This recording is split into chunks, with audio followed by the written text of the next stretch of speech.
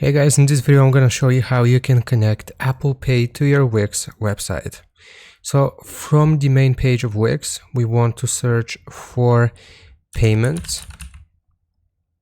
And then here we want to click on accept payments. So connect payment methods or providers so your customers can pay. So it will open up this page. Right here we have to click on accept payments. And a new page will load up with our different payment methods. So just give it some time to load here. So as you can see, we have this first option, accept credit debit cards with Wix, and it tells you that allows you to accept credit or debit cards, Apple Pay, Google Pay, Affirm, so on and so forth. But for this, we will need Apple Pay. So you want to click on connect here. And just make sure that this is toggled on if it isn't already toggled on from this menu. Then we will click on continue.